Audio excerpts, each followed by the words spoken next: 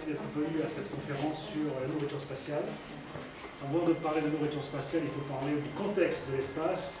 Et avant de manger dans l'espace, il faut aller dans l'espace. Donc je vais vous expliquer un petit peu tout le contexte pour arriver dans l'espace, pour manger. Je vous dirais que la première fois que j'ai mangé du 3 étoiles, du Alain Ducasse, j'étais face aux étoiles. Donc quand vous mangez du 3 étoiles face à des millions d'étoiles, ça vous donne un sentiment un peu plus fort. Je vais donc vous montrer plusieurs choses aujourd'hui parce que c'est un week-end, donc il fait beau, dehors on va pas faire des grandes présentations complexes. Je vais vous montrer les deux films de l'émission qui sont très courts. Ensuite, je vais vous montrer un film de la vie dans l'espace, un film récent sur l'ISS, la station spatiale. Et vous verrez un peu comment on vit, comment on mange, comment on se lave, comment on dort, etc. Mais avant tout, je vais vous présenter quand même des gens extraordinaires. Ils sont mes collègues de classe. Promotion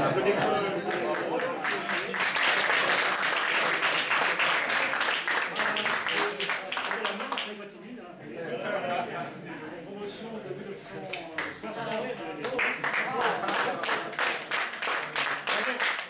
Surtout, il y a un jeune qui est venu des États-Unis pour venir me voir. Bravo. Et alors, celui que je voudrais féliciter le plus, c'est M. Petit. Levez-vous, monsieur.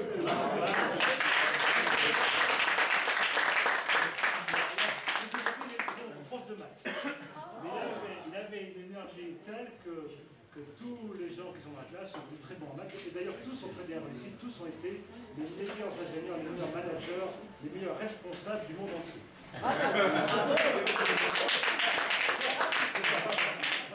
Alors, on va aller directement dans le vif du sujet.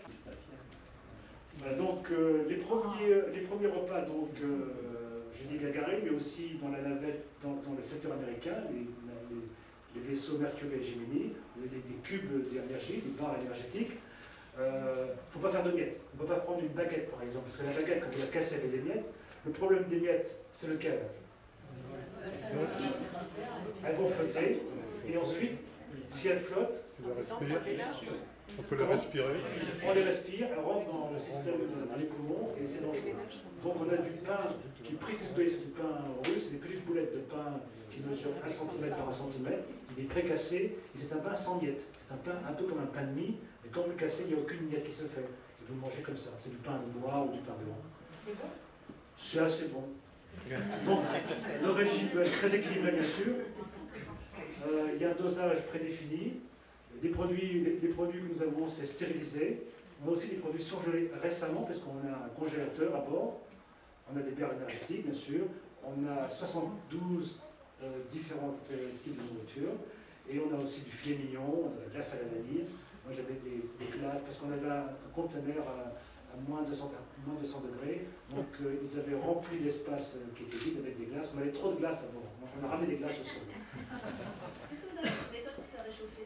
Alors on a un four, dans la partie américaine c'était un four électrique, donc on met la nourriture qui a été mélangée avec de l'eau chaude dans le four électrique, donc elle attend, en attendant qu'on soit tous prêts, parce que c'est un moment convivial, donc on mange ensemble, et sinon on a des fours russes, ce sont des fours à plaques électriques, donc vous mettez, c'est des boîtes de conserve qui ont la taille standard, qui font 10 cm de diamètre, et elles sont plaquées par 2 plaques électriques, comme ça, quand vous les mettez, vous laissez sur une demi-heure et ça chauffe normalement. Il n'y a pas de micro-ondes d'abord. Vous voyez toute la nourriture spatiale russe ici. Et ça, c'est les conteneurs de nourriture qui permettent de voir votre ration sur une semaine. En général, on ne mange pas toute la ration, on peut échanger avec les collègues, parce que si vous dites je n'aime pas telle et telle nourriture, les médecins vont dire oui, mais vous allez manquer de telle vitamine. Donc ils vous mettent souvent la nourriture que vous n'aimez pas. C'est pour ça que à la fin, bon, il y a des nourritures qu'on n'aime pas, elle reste quand même, et on peut l'échanger avec les collègues, ça arrive souvent. Ce sont les médecins qui décident de ce que vous allez manger, en fait. C'est les médecins qui font un bilan énergétique de ce qu'on a besoin comme vitamine, comme nourriture, et après on adapte. En général, le poids reste constant sur 6 mois. On a même une machine pour se peser. Alors, je vous pose une question pour savoir comment on se pèse dans l'espace. Oui. J'espère que quelqu'un voilà, donc voilà tout ce que nous avons aujourd'hui dans l'ISL. Bon, c'est un peu petit, mais que toutes les vitamines sont répertoriées, la vitamine A, D, E, K, C.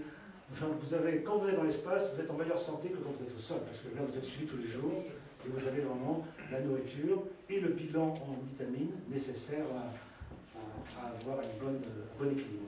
Ça se passe comment la digestion dans l'espace? La digestion se passe très bien. C'est vrai que c'est une question intéressante parce qu'on est dans la pesanteur, on pourrait penser qu'on est tête en bas, et tête en bas, c'est vrai que digérer, c'est pas facile. Parce que moi j'ai de la soupe, oui, c'est pas agréable. En fait, ça se passe bien parce que l'organisme s'adapte bien et on n'est pas vraiment tête en bas, on en a besoin de. Moi, ce que j'avais remarqué, c'était que dû au stress, parce que c'est quand même stressant, hein, dans l'espace, hein, il y a l'émotion, l'euphorie, la peur, on a quand même des. Moi, j'avais un peu mal à l'estomac, enfin, un peu comme des gastriques, vous voyez. Et on a l'impression que la partie du haut de l'estomac est plus sollicitée, soit due à la pesanteur, soit due au stress. Oui, les boîtes de conserve que nous avons, ça c'est la nourriture spatiale pour les repas améliorés, pour le repas de Noël. Donc nous avons la chance d'avoir Alain Ducasse qui fait la nourriture. C'est pas pour tous les jours Alain Ducasse, c'est pour des jours donnés, pour Noël, pour le 14 juillet, pour la fête de la Révolution, enfin ce que vous voulez, pour les anniversaires. Donc on a un certain nombre de nourritures améliorées. Donc Ducasse en fait un, et d'ailleurs il ne le fait pas pour la publicité pour lui-même, il le fait parce que ça le passionne, et parce que c'est extrêmement dur d'être admis dans le cercle des gens qui vont dans l'espace.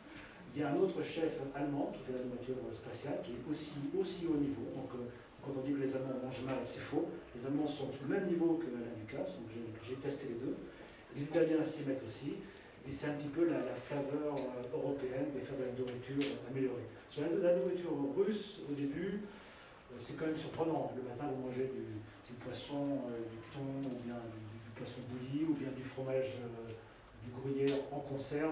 Donc c'est quand même spécial. Donc cette nourriture, qu'on mange ensemble, permet d'avoir un bon moment social. Donc là, vous avez une nourriture qui s'appelle, je ne sais pas, je ne sais pas ce qu'il y a un peu dessus. C'est une bonne nourriture en tout cas. C'est du d'eau d'asperge. Voilà. Donc les containers pour les éléments spéciaux, hein, Special Event Meal, SEM, c'est des boîtiers spéciaux. Donc vous avez des boîtiers bleus pour la nourriture américaine, des boîtiers rouges pour la nourriture russe, et ces petits boîtiers en tissu bleu, c'est ce qui est bien. Donc il y a un dîner complet pour chaque astronaute, il y a 12 boîtes, et c'est certifié par l'IMPP, qui est l'Institut des problèmes biologiques médicaux en Russie. Donc c'est eux qui vérifient toute la qualité de la nourriture pour cette type de nourriture. Voilà les produits SEM, donc c'est le CNES quand même, qui est le Centre National d'Études Spatiales, qui est responsable de cette initiative de faire de la nourriture améliorée dans l'espace. Donc vous voyez, les noms font rêver, hein. Karim Madiran. Il y a certainement des plats que vous n'avez jamais mangés, hein, comme le confit de canard au cap, poulet basquet, on connaît. Rôti de veau miel, c'est quand même pas mal du tout. L'espadon à la provençale, c'est des bons plats. Hein, c'est tous faits par le laboratoire d'Alain Ducasse. Voilà, donc c'était ma dernière slide. Voilà, donc j'ai fini.